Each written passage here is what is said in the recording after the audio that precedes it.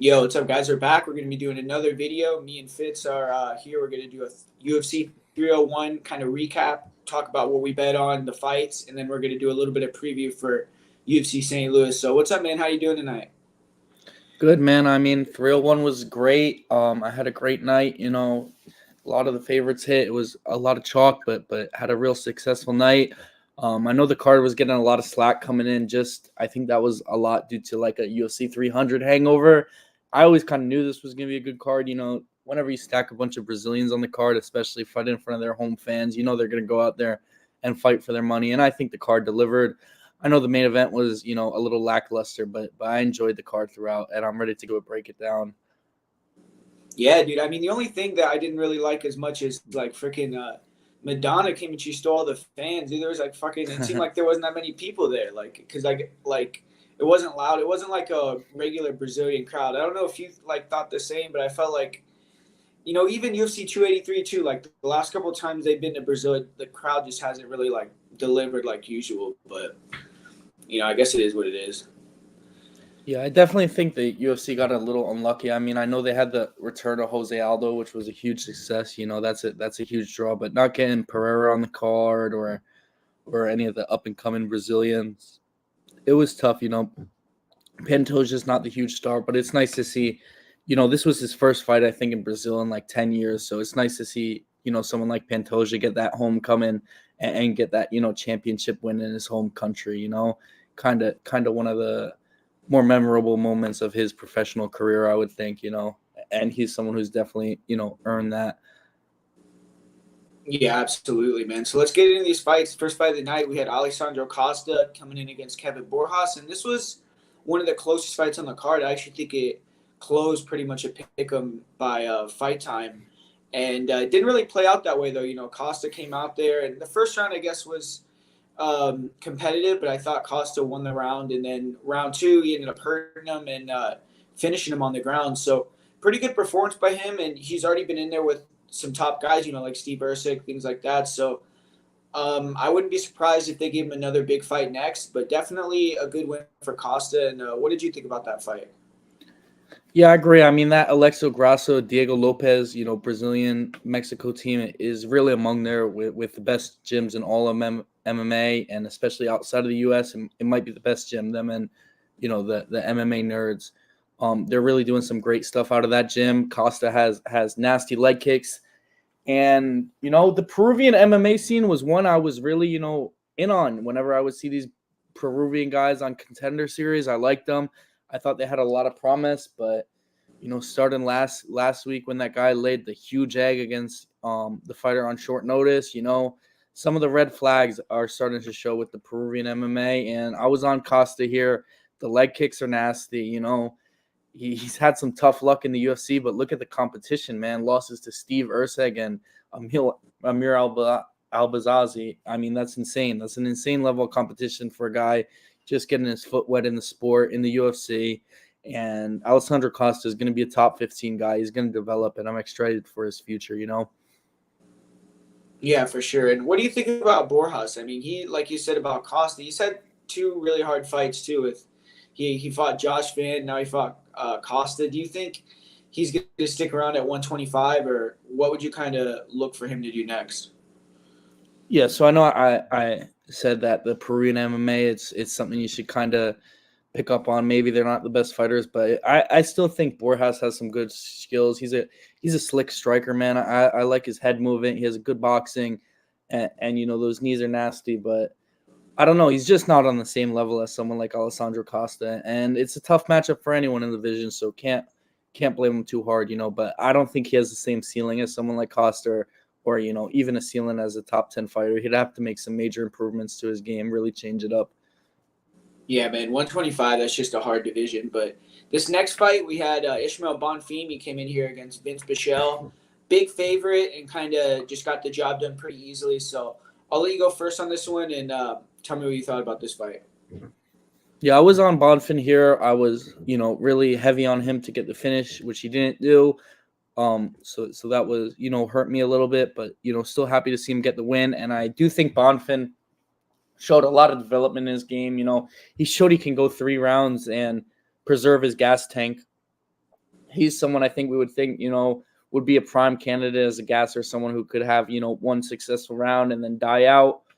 This is the first time we've seen him push a solid pace across 3 rounds and against, a tough veteran like Vince Pichel. So I think Bonfim showed some improvements in his game and kind of leveled up as a prospect, as a fighter. I know he had that tough loss against BSD, but Benoit is, elite, really a top guy. So he just ran into a tank there. And, he got the job done against Pichel. Pichel didn't really have too much to offer. But props to Pichel for stepping in the octagon at 41 years old, whatever it is. I mean, just a true warrior. And against a killer like Bonfim going the distance, not getting finished. So, just hat off to Vince Pichel for being a true warrior. And I really think Bonfim and hopefully his brother too, both are going to evolve. Both came into the UFC with a ton of hype. Some of the most hyped up Brazilian prospects we've seen in a real long time. And they both suffered setbacks. It hasn't played out probably how they thought it would, how the UFC was trying to set it up. They've taken losses in the UFC, but we're seeing that they can bounce back and they can improve, at least for Ismael. We'll see for Gabriel. But yeah, I was very impressed by this performance, even though he didn't get the finish I was looking for. He showed he can preserve his energy across 3 rounds and be an accurate, deadly striker. And when the opportunity presents itself, he'll jump on those submissions and look to finish the fight. Yeah, I agree. I thought he looked good. I mean, kind of, I wouldn't say like it was an easy matchup because on paper, Pichel maybe posed some problems, but it kind of played out like an easy fight just because after he hurt Pichel, the first round, it seemed like Pichel still had confidence after the first round, like in the corner and stuff like that. But once he got hurt, it seemed like he just went into survival mode and kind of let Bonfim just walk him down and beat him up. So Bonfim, I still want to see a little bit more from him, to be honest. Like, I want to see him go up against someone that's like more his age, around like that top 30, and see how he looks in that type of fight. Because this fight, he went in there, he got the job done against Vince Pichel, but like you're saying, Pichel's like, I think he's 41, like you said, and he hadn't fought in a long time, so he's coming off a layoff as well. So hard to me move him too far up in the rankings, but it was definitely a showcase and kind of show me spot, and he was able to go in there and pretty much dominate. So you can't take much away from him, but I do want to see him, fight another guy. Like, I wouldn't even be mad if he fought, I guess Elvis Brenner or someone like that. He's coming off a loss. Just I don't know if I would move him up that quickly, but I think that would be a good fight for sure. And this next fight, this one was a little bit controversial, kind of a 50-50 fight with Dion Barbosa and Ernesta Karakite. I actually had a couple bets on this one. I had Barbosa to win in the first round and to win inside the distance. And I mean, man, I thought the finish was right there in the first round. She got the back. She had the choke. Like, it seemed like it was pretty close and, just lost the position. And after that, it turned into a really close fight. Barbosa dominated the first round pretty easily. Got the takedowns, was able to almost get the finish. But round 2, early on, Barbosa hit those 2 spinning elbows where I think she knocked down Karakite, or at least rocked her. And then Karakite kind of took over after that, probably like the last 2-3 minutes of the second round and into the third round, and really kind of won the fight on volume. It seemed like at the end of the fight, she was super gassed, and Barbosa kind of came back into it a little bit, but, still wasn't enough to win the round. And it ended up being, a close decision. So I don't really know. I feel like both these girls are decent for 125, but I'm not sure how far they're going to go in the division. I still think Karakite maybe even has a little bit more potential just because of her age and her height, reach, things like that. But, what about you? What did you think about this fight? Yeah, I mean, this was a tough one. This was, literally my only L on the whole night, 12 out of 13 on predictions. It kept me from a perfect night, and having it be such a close fight, it's obviously stings a little bit. I was on Barbosa originally. I switched back watching Karaskate's Contender Series performance because I remember thinking to myself, watching that fight when she had that, war on the Contender Series, I liked her. I said, when this girl gets a fight in the UFC, I'm going to back her. I think she has that athletic background as a swimmer. I think she has, a good cardio base. And like you said, I think she has a higher ceiling than Barbosa. despite Barbosa having, that really elite background in judo and jiu-jitsu, she's really credentialed in those areas. And like you said, I mean, everyone thought the fight was over in that first round. I'm sure you thought that ticket cashed. DC, he was like, it's over, it's over, it's over. She was wrapped up around the neck, and Karashikati showed some toughness. I thought she won the fight, man. I thought she won that second round. I know the back elbow landed.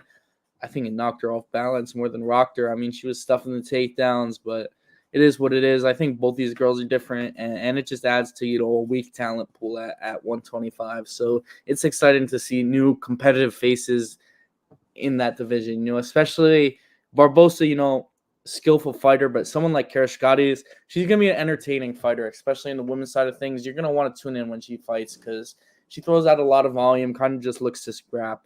So she has a fun style, so you should definitely keep an eye on her. And, that's just going to transition us into the next fight, talking about fun styles because, Mauricio Hufi, man, what'd you make of the debut? Yeah, shit. I mean, can't really ask for much better than that, right? Went in there and barely got hit. He was able to really implement his style, too, so people got to see what he's all about with the distance control and then sniping people from the outside. And finish couldn't have been any better with the flying knee, especially because Malarkey showed so much toughness. He took some huge shots and made the finish even better, even though, it's kind of rough to say. But, Malarkey, I don't know. I mean, they definitely gave him this matchup to take this type of loss. So it's hard for me to envision Malarkey getting too many more fights in the UFC. I mean, it seems like he's definitely on the way out, but Huffy went in there and definitely treated him like that. He just ran through him. So I definitely think he should take a big step up in competition next. I wouldn't, be mad if he fought someone, maybe not top 15, but close to that top 15 and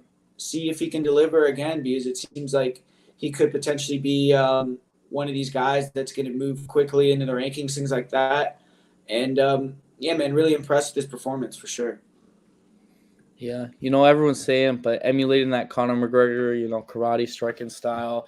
I know you shouted out Brenner already, but I mean, Hoofy versus Brenner is a crazy fight. That would be a war, man. I would love to see them put that fight together. Yeah, I was, going into the fight, leading into the fight week, Jamie Malarkey, I was looking for dogs on this card because I knew it was going to be a tough card to pick some dogs. Malarkey, and he was definitely one of the people I was leaning towards picking. And then I just rewatched Mauricio Hufi's Contender Series fight. And, he was fighting Islam's training partner who looked really good. I mean, he was fast, dynamic on the feet, and Hufi starched him, man. And he carries his hands low. I think he'd be hard to take down. That striking defense could be a factor when he starts to level up in the division, carrying his hands that low. But I mean, we don't need to beat a dead horse, but everyone's seen that sweep he hit, that scissor kick, takedown sweep, whatever you want to call it. I know it didn't amount to nothing, but he was just styling on Malarkey. To hit something like that in the middle of a fight is crazy.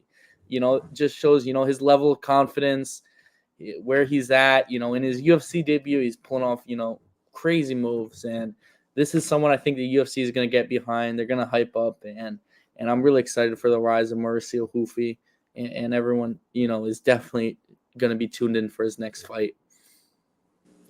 Yeah, man. This next fight, I was tuned in for this one. This fight, was one of the fights that I was pretty confident in, honestly. And I was surprised, props to Jakar Close, because you watch his fight since he came back from that injury, and they were all the same way. He went in there and it was just like all gas, no brakes. He was swinging for the fences, trying to get the knockout, and he was fighting lower level competition and came into this one, and I think he knew that he couldn't do that because he fought a much safer style and still almost got finished. I mean, this was another fight that was really close to me because you look at the first round, Close definitely won that round overall. Silva usually starts slow anyways. And then the second round, there was a lot of control from Close against the cage, but never got any takedowns from what I remember. At least didn't have any real control time on the ground. and didn't really do any offense in the clinch. It was more just holding and kind of stalling, stuff like that. But Silva was just allowing it to happen. So his fault too as well, obviously, not getting his back off the cage. But Silva landed that big left hook in the second round, kind of close his eye. And it seemed like that kind of changed the fight a little bit because the third round he went in there and completely dominated the round. He dropped him. He almost finished him a couple of times with the hands. And then, man, the guillotine was so fucking close, man. The first one, it was like right there, close, like freaking, I don't even know what he did to get out of it. He freaking like had some real weird jump to his back or whatever he did. But the second guillotine that Silva went for, man, to me that it could have costed him the fight because he hurt him so bad. And he went for that second guillotine and went to his back, man. It wasn't even close. So that was a big mistake, But, yeah, just a close fight overall where, either guy probably could have gotten the win, but they gave it to Jakar Close. And I think that's like 5 wins in a row for him now. So he's probably going to get a top 15 opponent, I would say. Still kind of on the fade train with Close, even though he's been winning all these fights. I'm still looking to kind of fade him against better competition. Silva, I still think he's viable too in the division, but both these guys are a little older. They're kind of just probably towards the end of it, but it was a good fight. And yeah, who did you think won? What did you think about this one? Yeah, so I was on Jakar Close. I know this stung for you a little bit. I thought it was really close, man. I thought Close won in my head. I could have been biased. I thought the judges were going to give it to Silva. All we hear about is that bias, Brazilian judging, that Brazilian home crowd, favoritism. Didn't play out here, Like you said, this is kind of more like a classic Jakar Close performance. This is kind of the fighter I came up knowing before that big injury. Just hold you dense defense, stall out the fight. And, I mean, we've seen the UFC recently has emphasized that holding against the fence is not going to win you the fight. It pretty much doesn't amount to anything. You might as well just be standing there doing nothing because you're not scoring points, holding someone against the fence. So that's the main concern I had going into the decision. Realistically, I'd have to really watch it again, watch that second round again to score it, but it could have gone either way. Of course, selfishly, I'm happy that Close got it done. But, yeah, as far as his stock goes, I don't think Jakar Close is at 36 years old. He has been able to turn around his career, suffering that devastating knockout to Dariush and some tough injuries. And he's a completely respectable fighter. But as far as him getting into the top 15, I think he'd have a lot of trouble with almost anyone in the division, outside of someone like maybe Paddy Pimblett. He's getting smoked by the top 15 and even guys outside of the top 15. And Joaquin Silva is a problem for anyone, crazy physicality, crazy physique, devastating striking, and, finally showed off some of that Neto BJJ nickname. But, yeah, it was a real close fight. Could have gone either way, but not, not the greatest fight in the world. Yeah, for sure. In this next one, I mean, man, this was a great fight, though, right here with Orlby taking on Elvis Brenner. Pretty much the same deal with all these shootbox Diego Lima guys. It's like, I don't know who their doctor is, but they definitely have a great doctor, man, because it's like, bro, these guys are, like, getting beat to shit. They totally gassed. Like, Brenner was exhausted after the first round. You could tell man. I mean, he was and then he comes back to life. It's like he comes back to life like nothing happened. It's like, I don't know how they do that, but definitely something fishy going on there because their whole camp does. Every single guy, if there's shootbox Diego Lima guy, it's like 99% chance they're not going to get finished. So, but yeah, he went in there and Orlby completely dominated him, on the feet early. He almost knocked him out a couple times, and it seemed like he didn't really have a lot of faith in his striking or enough faith in his striking because kept going to the wrestling and Brenner created enough scrambles to get him tired. And then the third round, it was kind of a scare because he got a point taken. He was holding the cage. He was getting taken down. And Brenner had some moments where he was getting back into the fight. But then Brenner gassed it again and just became a slop fest. But awesome fight. I think both these guys are pretty high-level prospects. This is kind of a ugly fight. So I don't know if either of them are going to get like a big-time jump up for their next one. But it was fun to watch, and they definitely, went in there and had a great fight. So yeah, man. I mean, what were your thoughts on this one? Yeah, I mean, Orablai just wouldn't quit. Um, he's still a young fighter, 26 years old. I know a lot of people are kind of propping him up. He has a lot of pressure on him as, kind of one of the next big things in the sport. And I think this fight will kind of teach him, and he'll learn that, hey, maybe his game plan going in was to wrestle heavy, to grapple heavy. I would think that was game plan. But after this fight, I think he'll learn that he has to adapt in fight. If he realizes success like he was having with his hands, stick to that, man. He would have slept Elvis Brenner in that second round. How had he not, kept initiating the grappling? He's gonna learn. He's gonna develop. This kid's a problem, man. Orlby, I mean, a relentless pace, and they were both completely gassed at the end of the third round. That fight could have really been a draw. I mean, Brenner was winning the third round up until they stood up with about a minute left and a minute and a half left, and Orblai dropped him with like 10 seconds left, and that won him the fight. It could have been a draw, which had that been a draw, I would have been pretty upset because Orblai dominated. I mean, I understand the point being taken off to some extent, but I think it was a little harsh, man. I mean, I don't know if there were any warnings. I know in other fights there were harsh warnings, but as far as I'm aware, that was not, that was pretty much the first incident in this fight. And to my recollection, Brenner got the takedown anyway, despite the fence grab. So how much did it affect the fight for that to take a point? I know it's tough because it's all up to the referee's discretion, but yeah, it would have sucked had that been a draw because Orblai put on a great performance, and his first fight at 155. Elvis Brenner is a killer, man. This is no easy fight. This is no slouch. This is a guy who was 3-0 in the UFC against stiff competition. And Orblai went out there and pretty much dominated him outside for the first half of the third round and 10 seconds at the end of the second. I mean, it was a dominant performance on the feet and on the ground. Orblai might be someone, who can compete for that title going forward at 155. I think a lot of people are going to get behind that hype train, and I'm going to be one of them until, someone proves me wrong. You're going to have to beat this kid for me to not believe in him.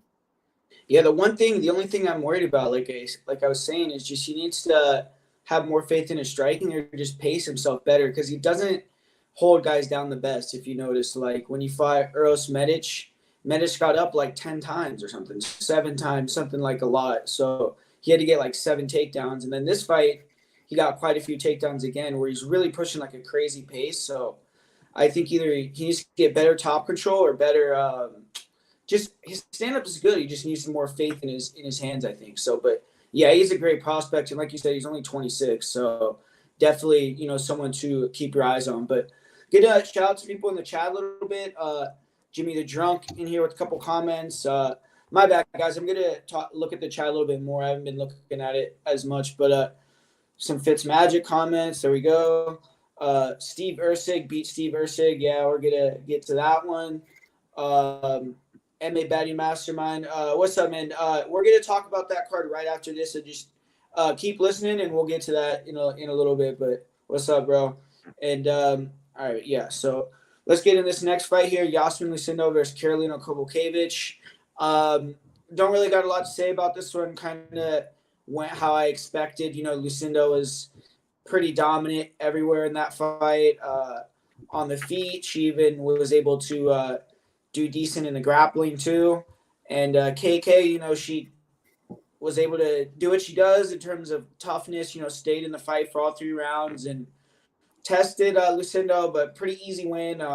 I think this was the largest age gap in UFC history in terms of a female fight. So, probably went how the odds makers thought, a lot of people thought. But yeah, KK's win streak comes to an end. I don't really know what she's going to do from here. I mean, maybe she could take another couple paychecks, but it seems like that fight kind of shut the door and kind of showed where she is in the division. Like she's never going to be a super viable threat in there anymore. But for Lucindo, 22 years old or something like that, it seems like she's definitely could be the real deal. She just beat someone that's been around the top 15 for like over 5 years or close to that. So yeah, great win for her, and we'll see what she does moving forward. But Yeah, that fight kind of go how you thought.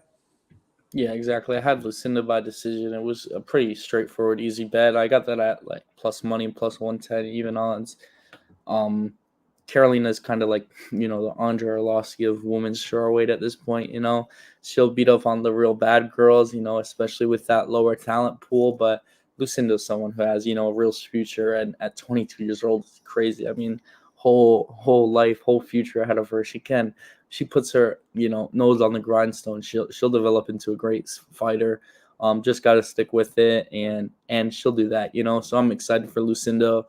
Um, as far as Carolina, this was a real tough matchup. Going into enemy territory, fighting a girl 15 years younger than you. I don't. It sucks her win streak comes to an end, but being realistic, I don't think herself or any of the real fans thought she had any title aspirations or even could even hang in that top 10, top 5 of the division. So like I said, kind of like an Arlovsky gatekeeper. She'll beat up on the real bad, low level girls with no skills, but Lucindo got the job done, proved she's not a fraud and will continue to develop in her UFC career. And I'm excited to see what her future holds. Yeah, in this next fight, I mean, I cashed a bet on this finish, but one of the weirder finishes I've seen, I don't know why they stopped that fight, but Joanderson Brito versus Jack Shore. I mean, Brito pretty much dominated the fight, though. I mean, he was able to go in there and implement his will. He pressured forward. He won the striking exchanges. He was winning against the cage. So it didn't seem like Shore had too much for him. And at 145 in general, I just don't think that's a good division for sure. But Brito, I mean, the guy's a super beast. I think he's definitely someone that can compete. In certain matchups in the top 15, I don't think he's necessarily going to like go for the title or anything, but definitely a high level guy there. And yeah, weird stoppage though. I mean, yeah, and the fight overall wasn't like super entertaining, but pretty dominant for Brito there. Yeah, I mean, as you see pulled up here, 5 finishes in the UFC in a row for Brito. I mean, the man's desperate to fight Dan Ige. I mean, you got to give him that matchup. That's a fireworks fight, but this guy wants to fight Dan Ige so bad. Jack Shore is another guy. He was coming into the week. I was leading Jack Shore. I ended up going the other way, picking Brito just because I don't think Jack Shore is a featherweight, man. I really, I know I'm not in his body. I don't understand what the weight cut was like down to 135, but as someone who kind of relies on his grappling, relies on that top control, he should be at 135. I know, maybe he looked at Nathaniel Wood, someone from the same area, a bantamweight moving up to featherweight, and Wood has had some pretty decent success.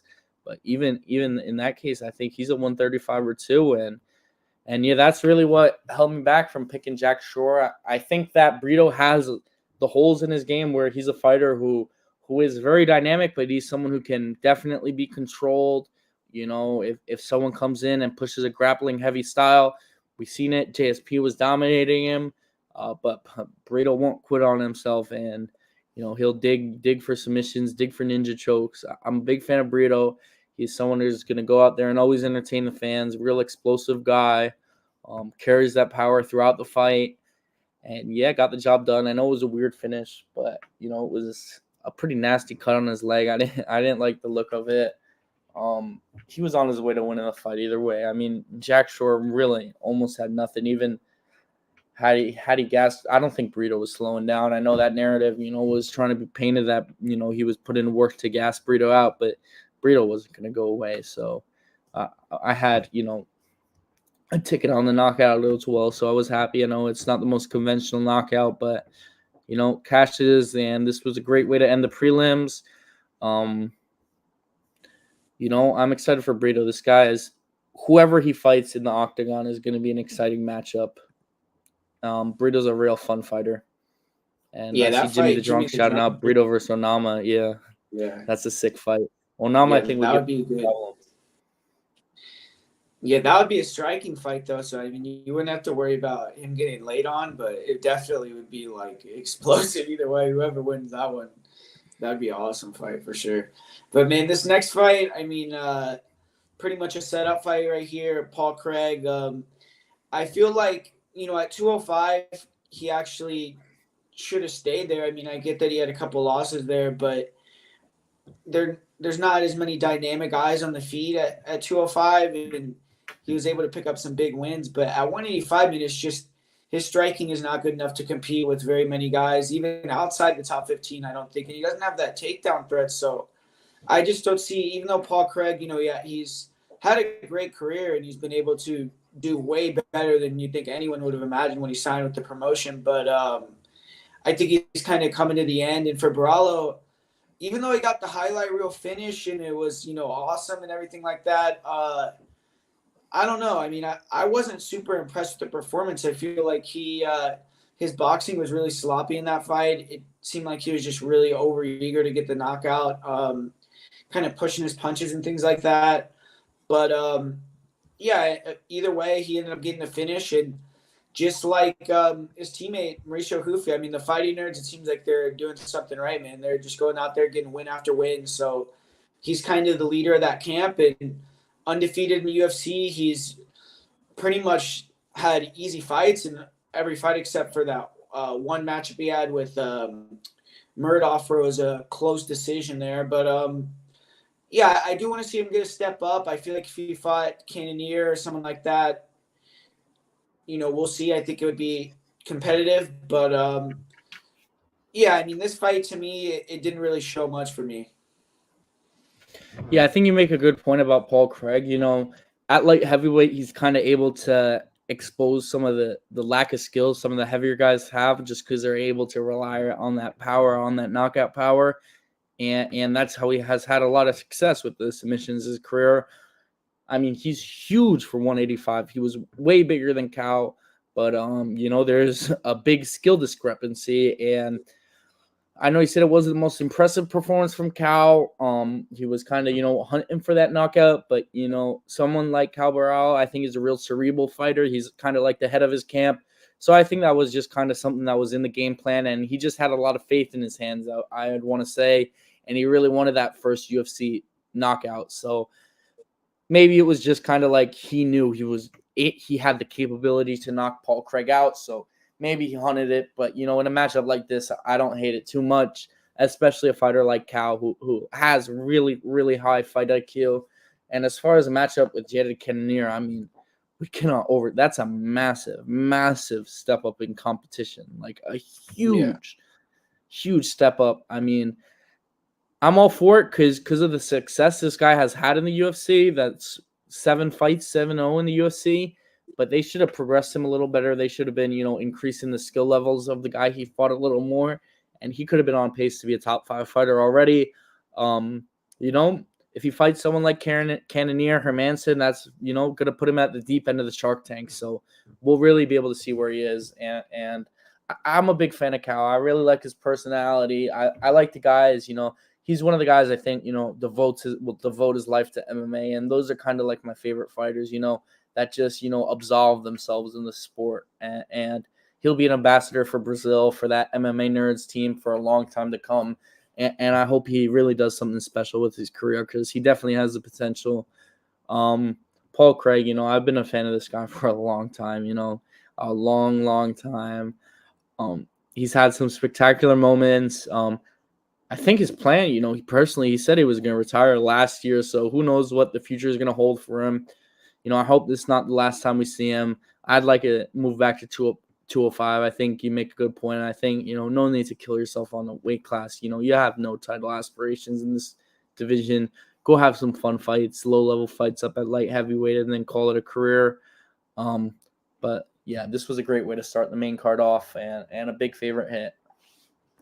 Yeah, and Jimmy the Junkie saying feed Weidman to Kyle. Honestly, I would, if Craig stays at 185, I would want him to give Paul Craig versus Weidman, because if they give Weidman plus money again, I mean, to me, that would be an easy win for Weidman, easy bet. So, I don't know. We'll see. But, yeah, I mean, Kyle Barallo, if he fought Weidman, I mean, I think that would be, another pretty easy win for him. And you said Hermansson, too. Like, I think he would beat Hermansson easily. But Cannonier, that's another guy. I don't know if that fight, that might not go as good for him. But I actually was wanting to see potentially Barallo fight this guy we're going to talk about next, Michel Pereira, but apparently they said they weren't going to fight each other. I guess they're friends or something like that. But man, that's someone I feel like I know you're real high on Kyle. I think Michelle would starch that guy real quick. I really do. I feel like Really? Michelle would take him out. I'm a big fan of Michelle though. I kind of been getting him in this to pick him to win by first round his last few fights, and he's been coming through. And I feel like at 185, he's just a completely different monster, man. I mean, the guy was I mean, already look at this right here. I mean, 3 fights at middleweight, Yeah, 3 minutes dude. in the that's And he's not fighting 3 bums. first-round Those finishes. guys, even though they're not ranked or maybe They're all not decent. huge names, they're not bad fighters at all. Like he's fighting guys that are pretty good and just destroying them. Like they're not even doing All of anything. them in 1 minute. Yeah, and he was fighting at 170, man. I feel like he's like one of the biggest 185ers in the UFC. It's like he was probably killing himself so bad to make that weight at 170. Like 185 is his weight class, man. And this guy, I feel like he's one of the most dynamic guys in the division. You know, on the feet, he's going to be hard to deal with for anyone. He's just extremely fast, dynamic. You know, his kicks to the body, man, are vicious. It seems like anytime you hit someone with a body kick, it's like they're hurt right away. So it's like the guy's made of steel too, it seems like. And if you try shooting in on him, you know you're going to have to deal with some flying knees, some crazy shit that he's going to be throwing at you. And he actually has wrestling as well. He has the black belt. You know, you've seen him hit takedowns and win fights that way. And really the only issues that he's had is his cardio, where at 185, I just don't see that being as much of a problem. I think he's not going to have those cardio issues. I mean, obviously, like you're just showing, he hasn't proven it. You know, he hasn't gone longer in a fight at 185 yet, but can't really blame him for that if he's just running through these guys. And Ihor Potieria, I mean, I don't even think he's a terrible fighter, but, you know, just went in there against Pereira and just was sacrificial lamb on that night. But, yeah, I mean, I want to see Pereira take a big step up next. I don't know who they're going to give him, but I wouldn't be mad to see him get a top 10 opponent next. Just see if he can go in there and beat someone that's really high level. And if he can, I mean, man, this guy's extremely marketable. You know, if you can, I don't think he'll ever be a champ or anything like that. I don't know. I mean, we'll see. But just because he has such a volatile style, but if he can get into that type of position, he could be one of the biggest stars in the UFC, I feel like. So Pereira, you know, his stock's only going up, and we'll see where he goes from here. But, I mean, what about you? Are you as high on him as me, or you think he's kind of not going to do as well once he goes up in level? I mean, you can't doubt this guy. I mean, what he's putting out there since move up to 185 is ridiculous, man. I mean, his striking is so dynamic. I mean, the biggest, you know, setback is himself. Is that, you know, crazy mentality he has. He's just such a wild man. But, you know, he's going to be a hard fighter for anyone to deal with. You know, a fight like Chris Curtis is sick. A fight like Joe Pyfer's sick, I think. You know, a lot. You know, this guy's must-watch TV. And it's just insane to me that his 2 losses right now in the UFC are Tristan Connolly and Diego Sanchez. Yeah, even though like those are the 2 guys to beat Michelle Pereira. The Diego one is just like total bullshit, though. But either way, I mean, losing to Tristan Connolly as a 185, like Tristan Connolly's a featherweight. Like that's one of the most insane losses. I remember Connolly. He fought. He lost to Elkins. Like after he beat Michelle in UFC. It's like that's so weird. It's like imagine Elkins fighting Michelle Pereira at 185. He would get destroyed. I don't know. But it's just like that night. You know, Michelle missed weight and it was just whatever. But yeah, I don't know. I mean, he said Michelle Pereira versus Buckley Ruzabayev. I mean, I wouldn't mind seeing Michelle versus Buckley, but I don't know what Buckley's doing. Like, if he wins that fight, they're at 170 though, and Michelle 100%'s got to stay at 85. Ruzabaev's at 172. Yeah, he's dropping down, which you know we'll talk about it. But I don't know how he's gonna make that weight. Yeah, I didn't even know that. I thought that Buckley was going back up to 85 again. But yeah, No. Okay. So yeah, I don't know. I mean, Michelle, yeah, we'll see him against someone big next, I think, but.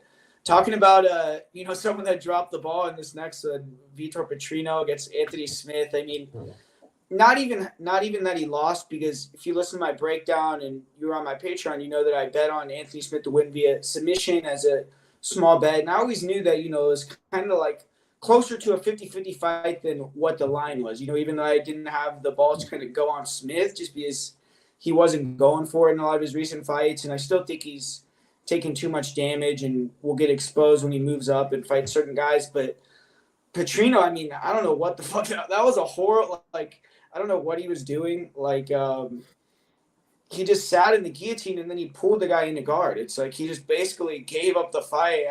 I don't know. I mean, I'm not sure if he just was nervous or what happened there, but just horrible performance by him. So he's definitely going to have to build back up. I mean, that's a bad loss going there against Anthony Smith and get finished so quick in the first round. Like, especially this version of Anthony. I mean, Petrino, he had a lot of hype.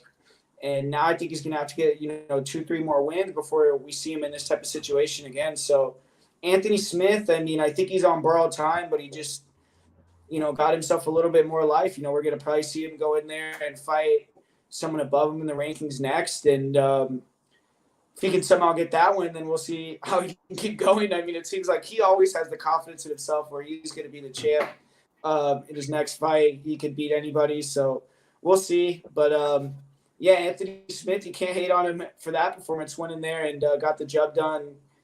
Really didn't even get hit. So good on Anthony Smith and another veteran getting the win, man. Yeah, so I'll toot my own horn here. I mean, this is, I was on Smith. I really did not see, almost anyone on Anthony Smith. Cashing a submission prop is insane. I mean, I know that must have been like close to plus 1,000 over it. Plus 1,400, yeah. That's an awesome bet. Congrats. But yeah, I mean, I just thought this was a step up for Petrino. I thought the line was way off. I mean, he coasted to a victory in his last fight against, someone who was literally like retiring, who was planning on retiring going into the fight. And Petrino just hadn't proved enough to beat someone like Anthony Smith, who had all that experience. So, I like to target those kind of underdogs, those, especially when it's a veteran, someone experienced. Anthony Smith caught a lot of slack, a lot of hate coming into this fight, a lot of disrespect, and he shut a lot of people up. He's not someone like who's one of my favorite fighters. I'm not like a big Lionheart guy. He's a bit divisive. He talks some shit, but he shut a lot of people up with this fight. He was getting a lot of disrespect. People were really, putting it on him coming in, and for him to do that in Brazil with a lot of people saying it was washed up, I was happy for him, man. And what do you make of that bet that if he's on Poaton's back for 50K, do you think he chokes him out, or you think Poaton survives? Yeah. Like he says? I don't know. I mean, I think that would be a win for Anthony there. I mean, he's saying that he'll give him 5 minutes with both hooks fully in with him. Is he saying that he's going to be belly down or just like all fours? Yeah. Because like if he's belly down with two, I lean that way too. That Smith finishes him, dude. It'll be I mean, especially if he can throw punches, or is it jiu-jitsu? Like I don't know. I think in that circumstance, Smith gets him. Had they fought though, I mean, Poaton's gonna sleep him bad. Yeah. They should do that. I mean, that'd be something that could potentially build to a fight. I mean, but I don't know if Poaton really is like about it. He's probably just talking. Giving away 50K. I don't know if he would want to do it. Like if they just streamed it or something. But like it would be interesting. I mean, I think Anthony Smith's smart. You could say what you want about him. It's like he's always kind of sticking around in the top 15, and a lot of the reason why is just because of him talking. Even when he's having these bad performances. So, especially when he can go in there and back it up like he did Saturday night, you can't ask for much more. So he's probably going to get an Apex main event next, I would say, against someone, and we'll see. But Smith versus Guskov, yeah, I mean. That'd be a funny fight. I don't know. I mean, that'd be another one where it's like Smith probably would be a big underdog and maybe could pull off the win, but just because how they look, it'd be funny. But yeah, man. I mean, I'll let you go first on this co-main event. It was a great fight. Jose Aldo came back out of retirement, took on Jonathan Martinez, and pretty much dominated this one. So, what did you think about Aldo's comeback here? Yeah, I mean, before I get in the fight, I mean, I think just anyone, who's watching the channel already knows, how amazing you are with the breakdowns and predictions. But just do yourselves a favor, guys, and go back and watch my guy's prediction on this fight. Watch how he breaks it down. You couldn't have laid it out more perfect. I mean, everyone was given slack for Aldo on the layoff. You presented the evidence that he wasn't taking this time off, man. He was boxing. He was sharpening his tools, and if anything, this time away from the game rested his legs up, rested his knees, and he came back better. I mean, I understand Jonathan Martinez has a sick leg kick, but I don't think we've ever seen in MMA someone with better leg kick defense than Jose Aldo. I mean, even before this fight, if you rewatch his bantamweight run, you'll see it in so many circumstances. It's so hard to get leg kicks off. He's just a master of checking kicks. I was leaning Martinez, how could Jose Aldo at 36, 37 come off almost a 2-year layoff and face a guy who's on a crazy win streak and win? But then you look at the evidence, you look at the fighter Jose Aldo is, a legend, Wow, man. I mean, the King of Rio, I'm so happy for him, just ecstatic. This is his first, like you said, another great point you made. This guy hasn't won in Rio in so long. He took, those 2 really tough losses in the second Max fight and the Volk fight. Fighting those 2 guys in your hometown, it is so tough. I mean, and this is such a tough matchup too. Jonathan Martinez is a killer. So I'm just so happy for Jose Aldo, man. The walkout was so sick. It was just such a cool moment. And in my opinion, just such a legendary performance. I mean, Jose Aldo, in my opinion, top 10 all time. I'll say it right now. He's a top 10 MMA fighter of all time. You can debate me all day long, but I'm putting him above the likes of guys like DC, even Volk, even Khabib. Give me Jose Aldo, man. His longevity in the sport, what he's done, across the different weight classes, it's unparalleled, and it's just so impressive for him to come off over a year out, over a year and a half out 1 year, 8 months, I think, and beat a guy who's streaking, an up-and-comer, and this was not a close fight, man. I mean, he dominated Jonathan Martinez. Yeah, man. I mean, I kind of, when I first saw the fight, I was kind of thinking, about the layoff and all that and how Martinez looked, but it's when I was actually thinking about how they matched up, it's what was Martinez's path to victory in that fight? It was the only path to victory to me that I could have seen from him was holding him against the cage, because like you said, he wasn't going to out-kick Aldo or beat him with kicks. That would never happen. I did not see that. I mean, maybe he could have caught him with something crazy, but it's Aldo, his boxing is way better, and he took time off. It's not like he was doing nothing. He was still boxing, and he had 3 fights. So it's you have to kind of look into that, and especially you look at what weight he was fighting those fights at. They were all at 140 pounds. So it's he was staying right around 135. It's not because if he boxed if he had boxed at 155 or something like that, then maybe that's where you kind of have to think that's a big weight cut, to come back down to 135. But if he's staying in range, it didn't seem like the weight cut was any issue for him at all. He looked fine on the scales. And shout out to Jonathan Martinez too. I do want to say that because when he first came into the UFC, not even his in-cage performance, but he was and he still is, I guess, but real shy guy. He didn't doing the media. He didn't talking at all. You had to pull teeth to get him to say anything, right? And he she brought it at the first face off at the media day. He went right in his face, forehead to forehead, and it seemed like he was trying to build the fight a little bit more. So he's learning the game, and I think people are going to give him a lot of shit for this loss. But man, I mean, I don't think there's very many people that have that kick defense of Aldo. He's going to be fine. He's going to come back, and unless they give him really good wrestlers, I don't think there's going to be very many guys outside of the really, really top level of the division that are going to outstrike him. It's just Jose Aldo came in there and he was motivated. Like you said, he had lost those other 2 fights in Rio, and the fight with Volkanovski, I don't know if people remember, but 2 or 3 weeks before the fight, he got hit by a car or something happened where he had injuries going into the fight. Like he went into the fight with some sort of injury. So that probably was eating at him too. Like his last fight in Rio, he wasn't 100%. Had a horrible fight. I mean, the fight was boring as hell. Volkanovski was just pushing him against the cage, not doing anything. So it's like, at least he got to come back and have a sick performance, vintage performance. And but yeah, man, I mean, that was the last fight on his contract though. So he's not gonna, or at least right now, he's a free agent. He's now with the UFC.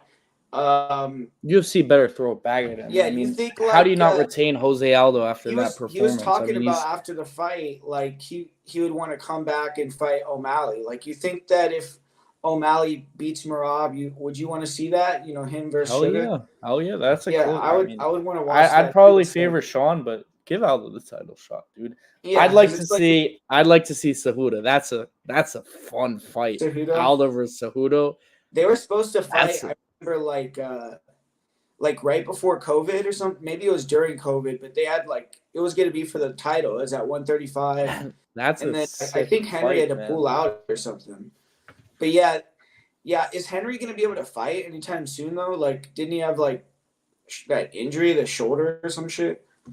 Yeah. Some problem. I don't know, but yeah, I saw he was talking about Cruz too. Like, besides that, if he fought another legend like Henry or Dom Cruz or something like that, outside of that, the only fight to me that makes sense is the title fight, because it's he could fight another guy like Martinez, but to me it's unless it's in Rio or somewhere where it's he has motivation, I don't really know why he would really want to do that. Why would he fight Cheeto again or something like that? To me, it's does nothing for him, But yeah, I mean, unless Aldo can get a big cash out in boxing or something, I really hope he comes back and fights in MMA, because definitely someone that's still viable. I mean, that's another good one too. I wouldn't mind seeing that either. Aldo versus Figueiredo. Oh yeah.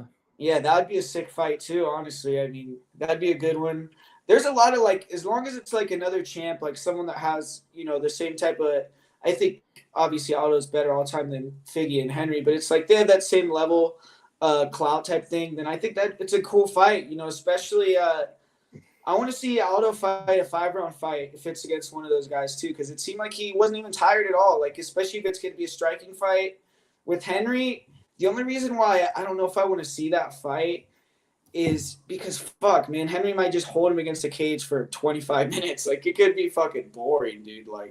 It really if Henry wants to do that, but I don't know if he'll be able to do that with Jose Aldo, man. I mean, he's definitely not going to take him down. He's not going to take him down, but he could just hold him against the fence, because that's. I mean, if you look at Aldo's losses, that's how he. That's the only way to beat him. You just stall him out. Yeah. The only guy that really I guess Max whooped him at 145, but the only guy at 135 Peter that Yan, really beat his ass is Peter. Yeah. And even that fight, that's in Abu Dhabi, across, that's a, tough weight cut across the world, If that was 3 rounds, I think Aldo won, on the scorecards too. But he ended up getting killed. That was a bad stoppage too for that. Yeah, but fuck, man. Let's talk about this main event and then get on to the St. Louis card, man. This main event, Alexander Pantoja versus Steve Erceg. Man, I mean, I thought it was a great fight. I've seen people say that it was a boring fight. To me, I don't know. I don't know what people want from Pantoja. It's they want the dude to stand and bang in the pocket. What he literally, it's obvious that he's not gonna do that. He doesn't have the capacity to do that with Erceg anyways. But man, tough fight. Honestly, I thought, the scoring was all over the place from a lot of people, but to me, I thought it was pretty clear that it was 2-2 going into the 5th round. I thought Erceg won the 2nd round and the 4th round. 3rd round, I guess that round was really close, but Pantoja to me stole it that last minute with the back take. But round 5, man, I mean, like Erceg said, he kind of blew the fight, which to me he only has himself to blame. It's the whole 4th round, he's jabbing Pantoja up. Pantoja's not doing anything. He's just death gassed. And round 5, it's the same thing. It's Pantoja's circling around. He's not doing much at all.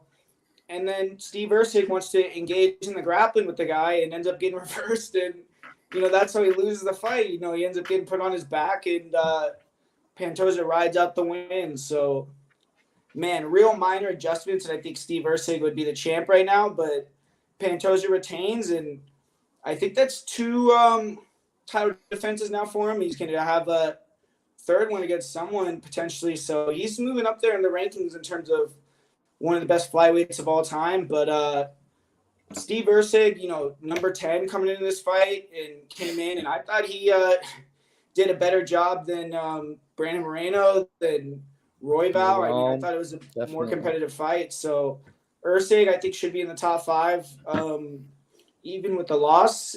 And his stock's going to keep rising. But, man, I mean, he only has himself to blame for that loss there to me. Yeah, 100%. I mean, and first of all, any fan who's saying this was a boring fight, it's 2-2 going into the 5th round of a championship fight. You have one round to decide the title on the line. How are you going to call that a boring fight? I mean, the anticipation, the suspense, the drama, these guys are putting so much on the line and such a high level. Come on, show more respect. It's MMA. If people mix the martial arts, respect it. Pantoja is a great champion and a great ambassador of the sport. And Erceg, I mean, this guy is impressive. 3 fights in the UFC. If you do some research, the guys actually who have gotten title shots off like 3 fights or less, they've killed it. They've almost all won. So there was definitely, a chance for Erceg to join that list. The Alex Pereiras, the Brock Lesnar's, the Anderson Silva's. He was real close to being on that list, of guys who got shortlisted and pushed that title shot. And, I mean, absolutely. I mean, his stock rose from this fight. He showed that, he's absolutely one of the best guys in this world. He can compete with anyone in the division. I'm sure of it. He's a problem. But at the end of the day, I think Pantoja won. The takedown attempt from Erceg at the end of the fight was such a mistake. Pantoja, I mean, for my money, I mean, I've never seen a fighter look so gassed and be able to fight through his fatigue as well as Pantoja. Every fight, man. He looks so gassed, man. I mean, everyone thinks he's done it, and he really has the ability to fight through the fatigue. He has the heart of a champion. I'm a big Pantoja fan. I've cashed on him in his last 2 fights, so that'll, of course, make me a bigger fan. But Erceg, hell of a performance. I can obviously see why he was your pick and a lot of people's pick going in. And, I mean, he was right there, man. He literally was right there. You can't have a closer fight than that. So anyone calling this a boring fight, shame on you. Shame on you. One thing you got to, freaking championship fight, main event going to the 5th round. Come on. That's awesome. Pantoja's chin, though, man. Dude, Pantoja's chin is never been finished. 33 fights, all-time chin, dude. But yeah, all-time toughness in Pantoja. One thing I did think sucked was freaking a lot of the crowd left after the Aldo fight, man. That kind of sucked because you saw even Pantoja was kind of you could tell he was kind of mad, not mad, but maybe he was disappointed after the fight, with the amount of people that were still there. Makes no sense. How are you gonna leave? They did the same thing with Glover's retirement. I mean, Brazilian fans are kind of starting to get exposed. I mean, I guess they didn't want to beat the traffic, but that's what I like. It's the one thing you have to give them. I guess it's back in the day this card wasn't really a great card, but either way, it's like I said, the crowd. But these guys delivered. I mean, if you look on the main card, it was all fights. It's not like it was a bunch of snooze fests. I know it wasn't the highest name value, but the card fucking delivered. I mean, shame on the fans that left, didn't show Pantoja his respect, especially someone who's had such a storied career. And this was his first fight in Brazil in I believe 10 years since before he was in the UFC. I mean, come on. Yeah. You guys got to appreciate the legends we have while we got them. Give them the flowers. And Pantoja's a guy, I'll never forget that, when he won the title and he had that shout out hey, Dad, look at me now. Look at me now. For me, it was one of the most emotional moments inside the octagon. And I love Pantoja. I was there at that fight. I was in Vegas. And now that fight was awesome too. The Brandon Moreno versus that was an awesome fight. But that's what I was saying at the beginning when we first started this. They had that free Madonna concert that took away all Any their any best MMA, players. any Brazilian going to a Madonna concert over a UFC card? Come on, what are you doing? This country is supposed to be known as like the UFC, the MMA capital. Madonna, I don't give a fuck about no Madonna concert, dude. Come on. Yeah, and then I My get mom won't like like me people are hearing saying that, but Canelo was fighting too, which is true, but still, either way, it should you have been got a better. card full of Brazilians. There was a Brazilian on every single fight. Go support two, Yeah, three, I don't four, know. I five don't agree with Usyk. that one, though, man. I don't think it was 4-1 Usyk, but I mean, it was. I the think third 2-2 going in the fifth the round third is round the as good third as. round was close. Like the third round, you definitely could like you could say either guy won the third. I thought that Pantoja won the fifth, but yeah, I mean, if they give it to Usyk, I wouldn't say it was a robbery either. I mean, like he's saying 48-47 Usyk, so a couple people thought Usyk won that one, but yeah, Pantoja versus Makhachev or Albazi. Yeah, I mean, I think that's probably what's. I don't know. Albazi hasn't fought That's in a literally the while. only thing you can do. I mean, there's no Yeah, one else like for. He's lapped the division. he's beaten everyone and beaten guys like multiple times. So, but Albazi, like he hasn't fought in like a year, right? So I don't know what he's doing. But Makhachev, I think he's trying to get a fight, or he has a fight against like a guy that's like not even ranked, right, or something. I don't know. Maybe I'm off on that, but I thought Makhachev got a fight with some guy. But yeah, watching Madonna. I don't know. Maybe the Madonna concert was good. Who knows? But yeah, dude. Like crowd. I don't know how many people were there, but it just didn't seem like it was like super crazy.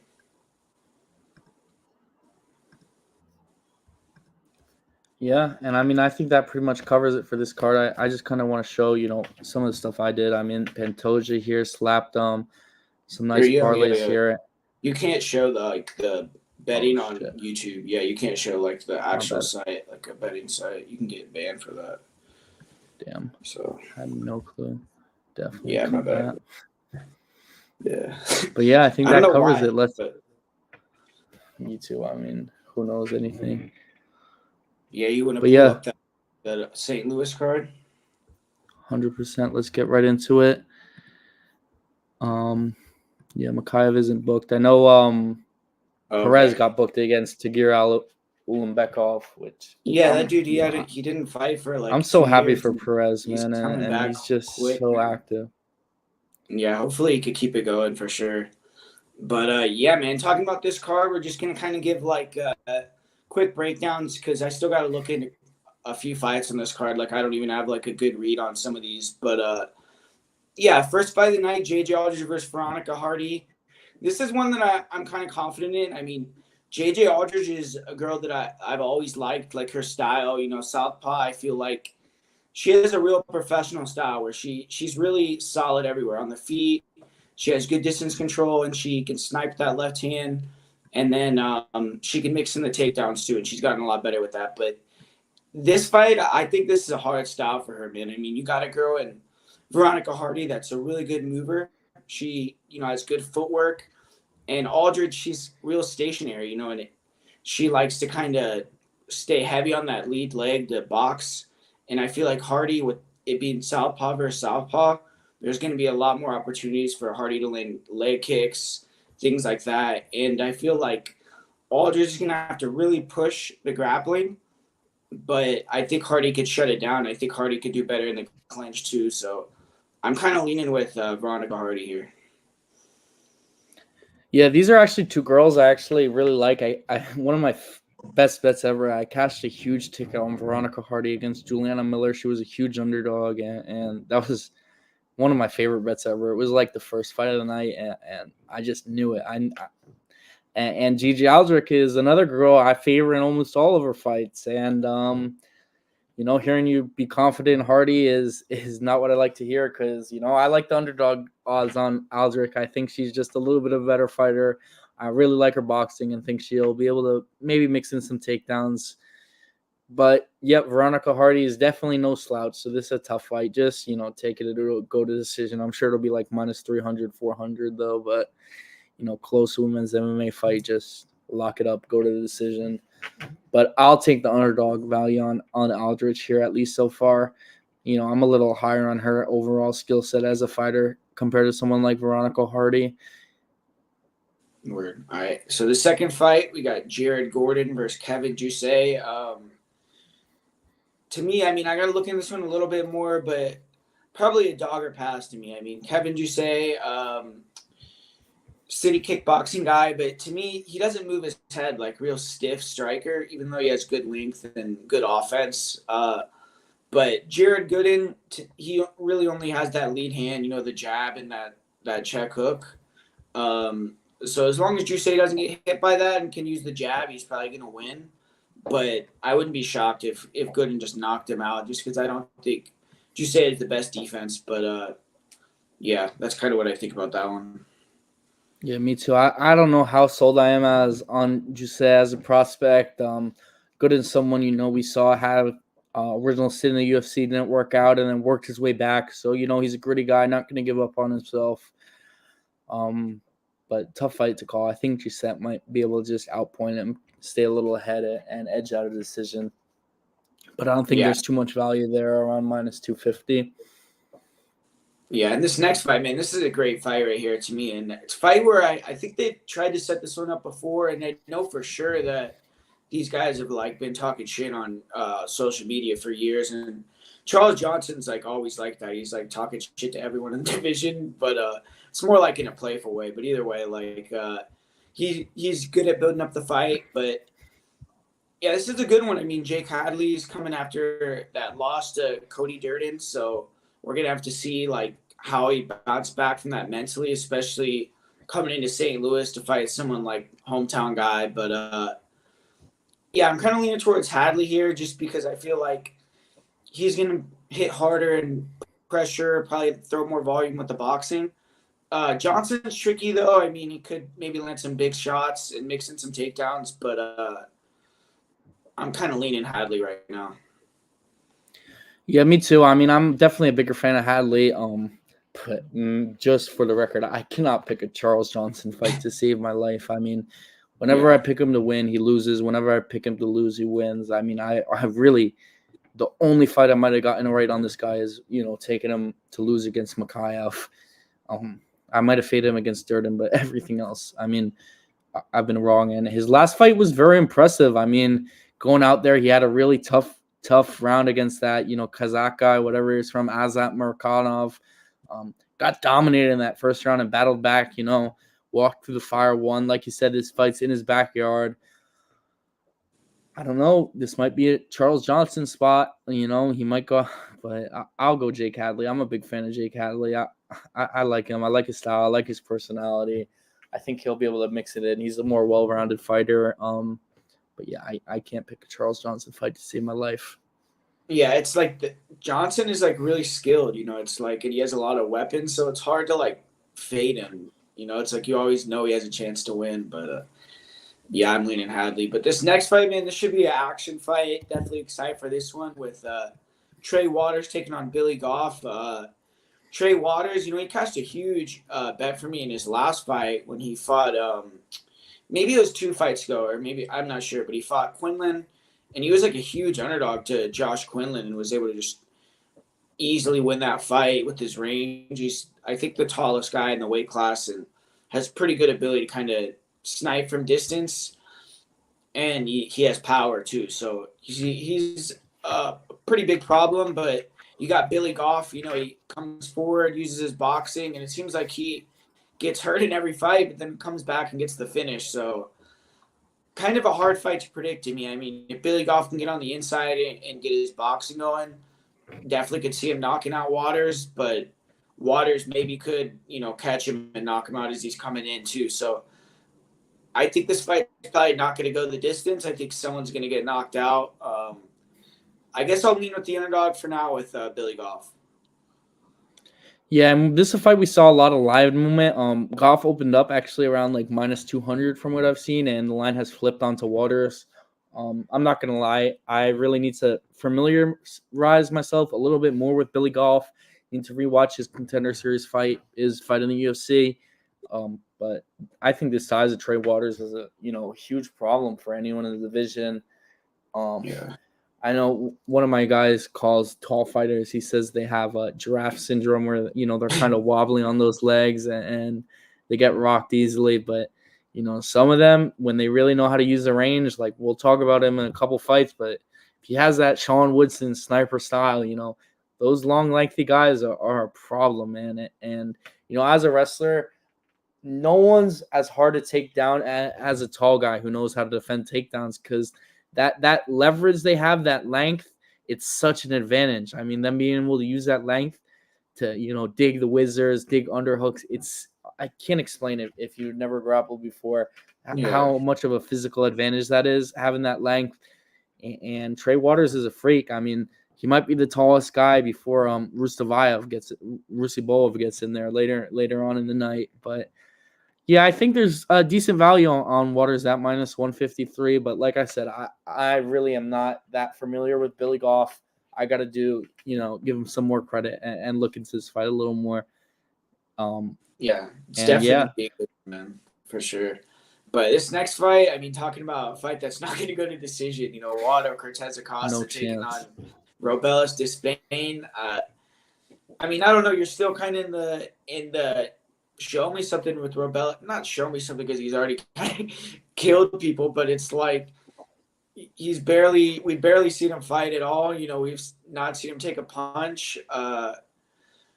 But either way, I still think he's probably going to go out here and steamroll Waldo too. So who knows? I mean, that's what I'm thinking for now. But in terms of like betting this fight, like I guess you could, if you want to get on the Robelis train, just bet him every time, go for it. But for me, it's like it's still I'm not sure how he's going to look if he faces adversity. But he's probably going to go out there and just get that early finish, you'd think. Yeah, this is actually a really cool matchup for me because, it's like a Battle of Caribbean, Dominican Republic versus Cuba. Not really a matchup we get to see too much of the UFC at all, maybe ever. But as far as this fight goes, I mean, for me, this might be one of the few times we get Robelis in the minus 100s, not a huge inflated favorite. I'm going to back the guy. I think he's in heavyweight. I think he's a problem, man. I think his size, his striking, his power. I'm going to back him. I'm going to back him till the wheels fall off. I mean, especially the matchup with Waldo is kind of like a brawler, I don't think he'll really exploit the grappling. I think Robelis is going to steamroll him. I don't think he can stand with this guy. He's too big. He's massive. And yeah, he might make me look stupid, but I'm going to believe in the hype. Yeah, it seems like they're kind of punishing Waldo for that Arlovsky disrespect. We'll see.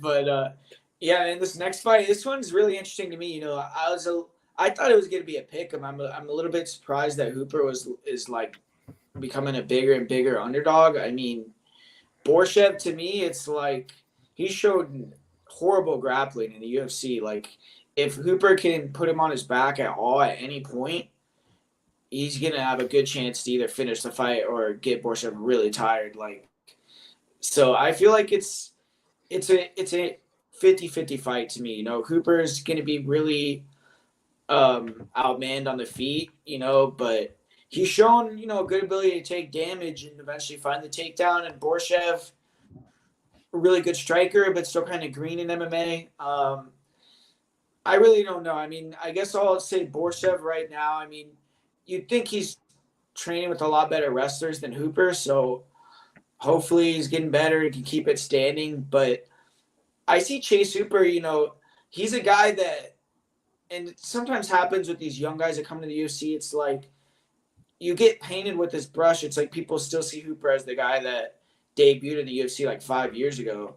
But I definitely think he's gotten a lot better than that, and we'll see. I mean, I think he has a chance, but I guess I'll lean Borshev right now. Yeah, I mean, I agree. Great point you made that Hooper still gets some slack for the fighter he was when he was coming in, and you got to understand. I mean, he was so young, one of the youngest guys on the roster, and he's gonna make leaps and bounds in his game.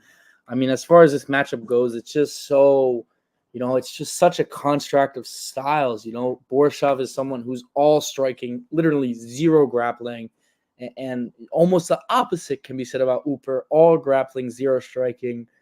Fights start standing. I tend to favor grapplers in these matchups, but something tells me Borshev's kind of gonna wreck him on the slate. I know Slava Claus has had some setbacks in his career, but if you look at the type of striker he is, he's the type of guy who's really talented on the feet, in my opinion. Like you said, training at Alpha Male, he's getting, shot on from guys like Orablai all the time. So his takedown defense is going to improve as long as he's putting in the work, which I think he is. And yeah, I think he knocks Chase Hooper out here. Yeah. Okay. Yeah. It's gonna. I think it'll be a finish either way. Honestly, I think someone will get a finish in that one. But yeah, this next fight, Alex Caceres versus Sean Woodson.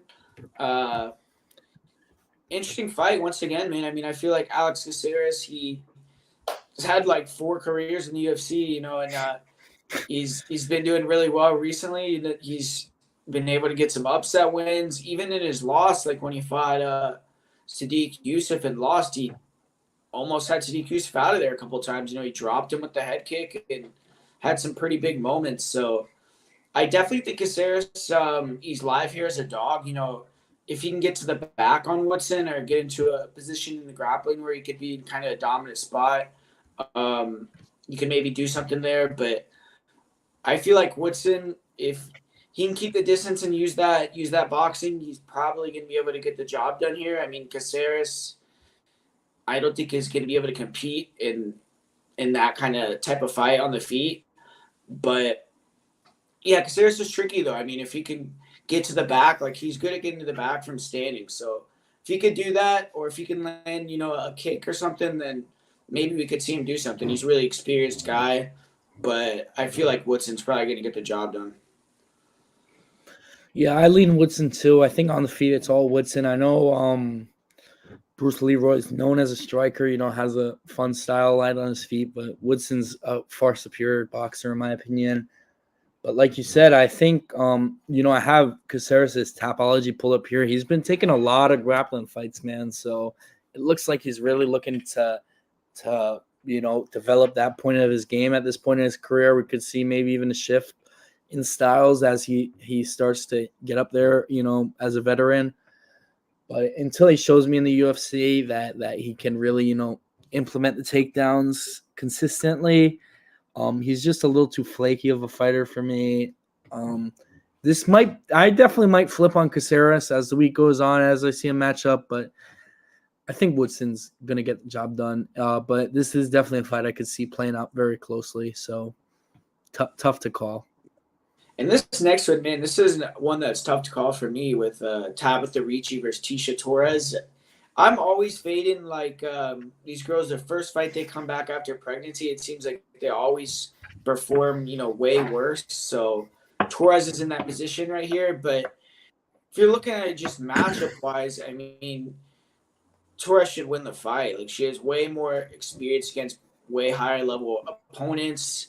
She's never been finished. So if Ricci takes her down, I mean, I see Torres getting back up. I don't think that Ricci's going to get into a dominant position and submit her or anything like that. And in the striking, I mean, Torres should have the advantage as long as she still has that speed and her ability to blitz in, blitz out. Ricci, she's getting better with her hands, but I still think her striking is not really that good. We've seen Torres go out there and dominate, like Angela Hill, even like 2021, like pretty recently in the stand-up, just pretty clear victory there. So I feel like, I don't know. To me, I'm going to go with Torres in this one, but don't really have a confident pick, though. Yeah, I agree. I mean, I'm a fan of both these girls. Man, that Tecia Torres versus Mackenzie Dern fight, I'm still not over it. I still think they robbed Tecia Torres. I would have cashed some nice bets.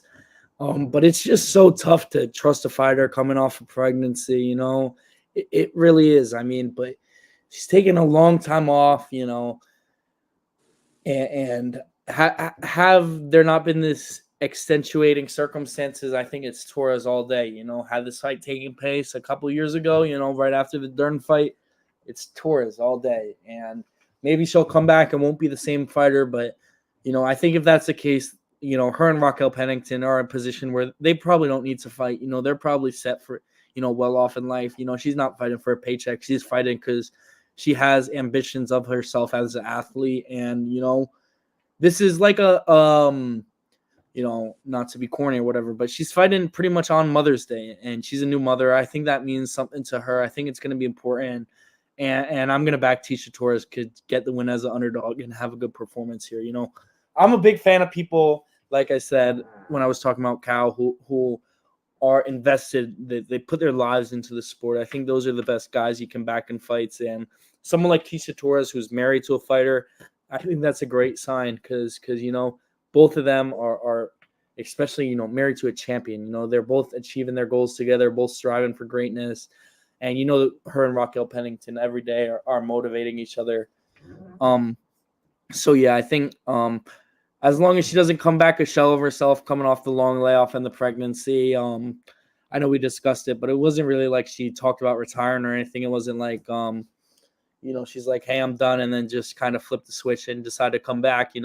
This is probably just their life plans. This is a good time for them to have a baby. And, I'm sure Tecia Torres is fighting because she feels ready to fight. And I'm going to support her and, put my money behind her because I think she's a really skilled fighter. Tiny Tornado, great, fast striker.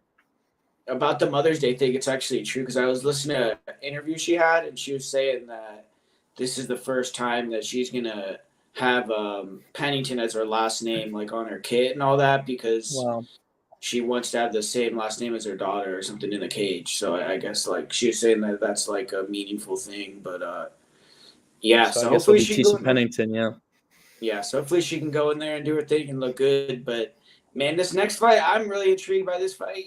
As a jiu-jitsu guy, Carlos Diego Ferreira, I used to be a huge fan of him back in the day, and still a big fan of him. His last fight, he came in there and delivered a crazy knockout over Michael Johnson. So even though he's older, he's still going out there and doing really well. And they're giving him another killer grappler where it's going to be a cool fight, man. I mean, I could see this fight being similar to his fight maybe with Gregor Gillespie, where there's some crazy scrambles and really back and forth fights. So, yeah, I think this one, the line is probably accurate. I mean, I can't give like a crazy breakdown where I'm thinking that Diego could win like clearly, but it's interesting when Dia's on the feet. I have to look into it a little bit more because I can't really remember Rebecca's striking.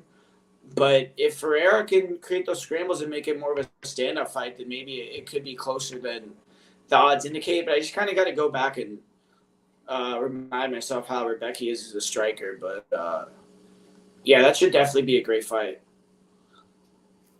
Yeah, and I mean, kind of like a last minute, fight came together, less than a month ago, kind of random. I like Rebecca striking. I know he's a great grappler.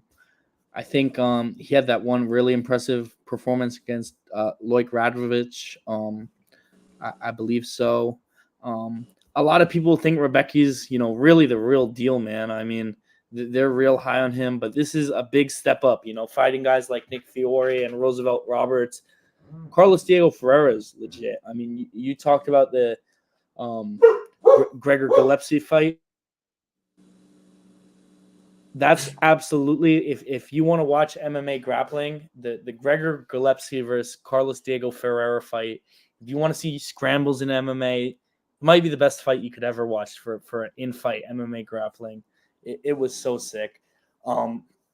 This guy, he has that activity issue, not the most active guy, but, he's a tough fighter. I believe Rebecca's the biggest favorite on this card, which, fighting someone against CDF, I don't know. Maybe the value is on CDF as a big underdog. This is a big step up for Rebecca, but I'll back the Polish guy. I think he has the skills to really be a contender in this division.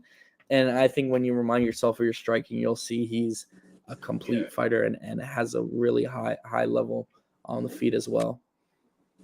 And this next fan favorite with Terrence McKinney, who always comes in there and Caleb Be Killed style, he's either going to finish you in the first round or get finished pretty much. Taking on Esteban Ribovics, who to me kind of unproven.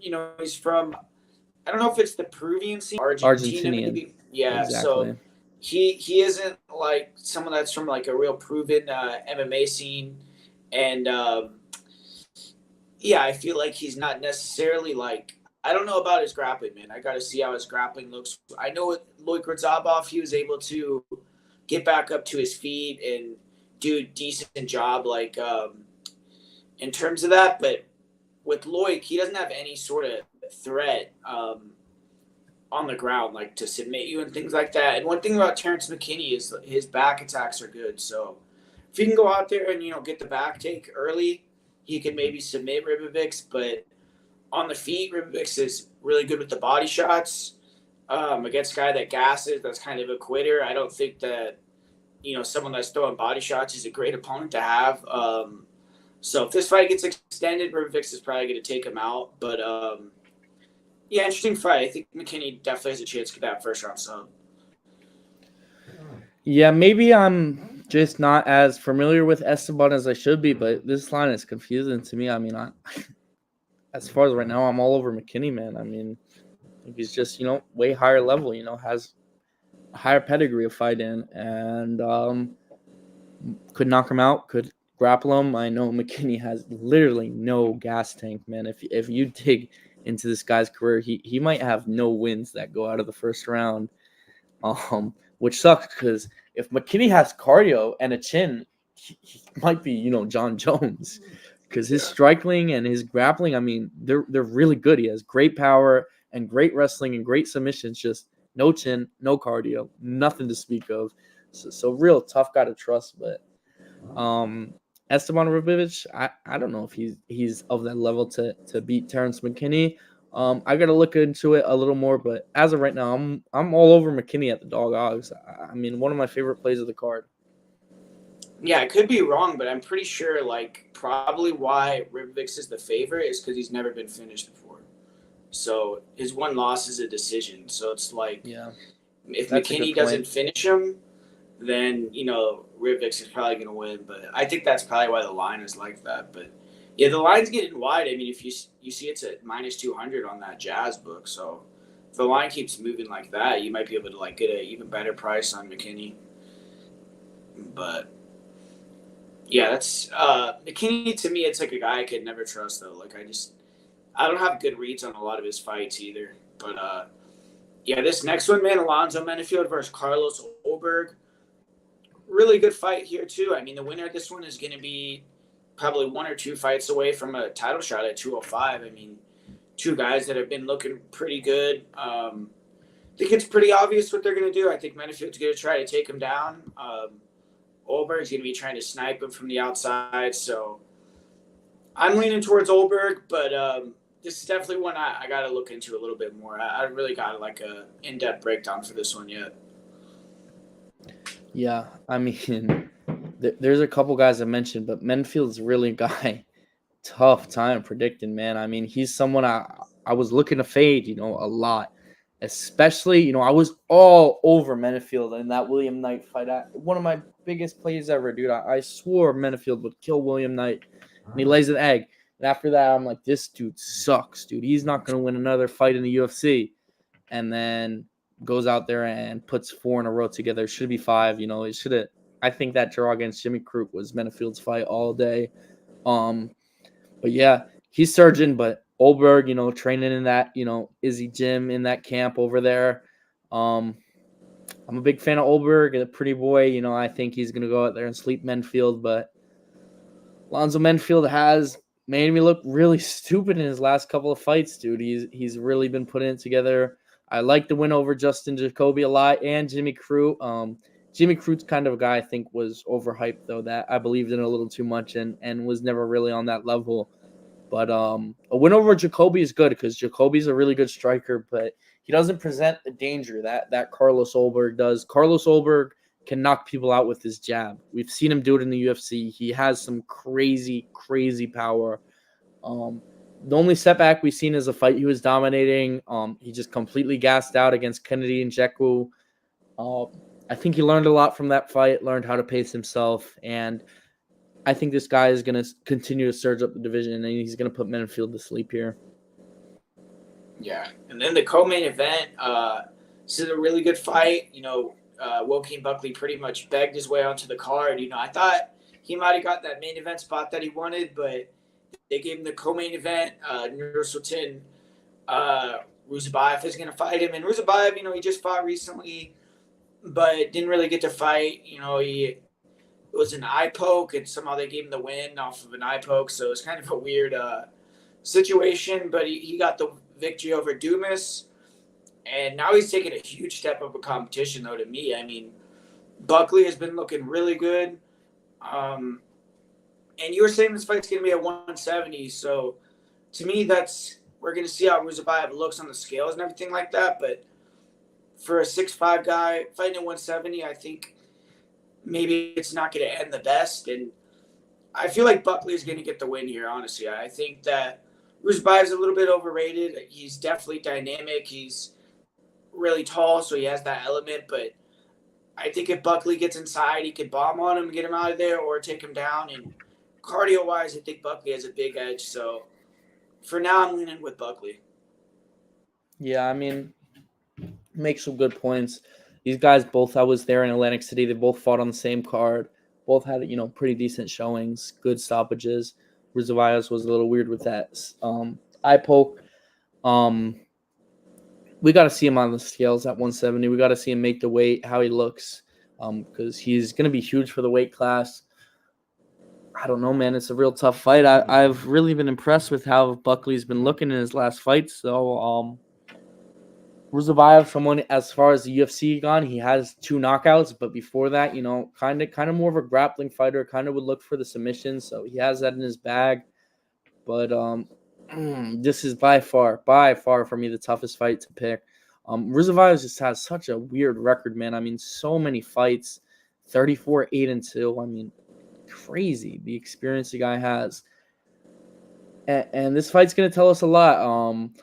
Buckley, he's real eager to make the turnaround. But I guess Ruzabayev was too, because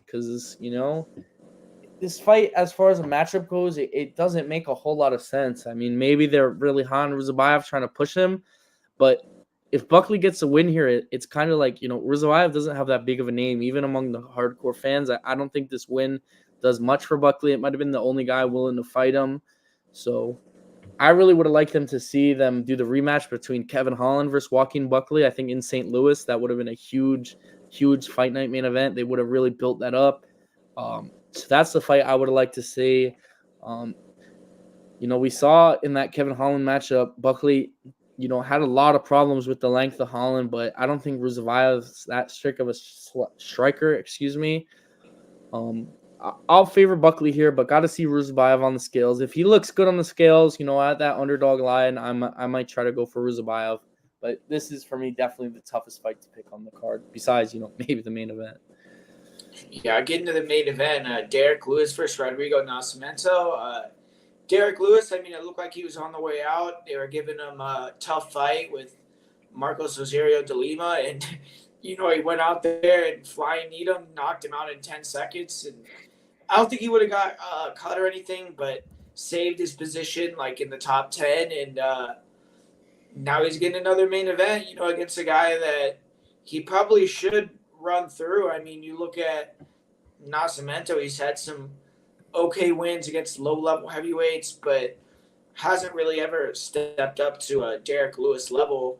I guess Latifi and things like that, but just totally different matchup. It's like not really even comparable. But Derek Lewis, he is the knockout king, most knockouts in the UFC, and I've seen Nascimento get rocked by low-level guys. So I feel like Lewis probably is just going to blitz him and get him out of there. But if Nascimento can get the range going, maybe land some leg kicks, get a takedown, then he can definitely win this fight too. I mean, I don't exactly know what to expect from Derek Lewis these days, but yeah, on paper, I think Lewis probably should knock him out quick.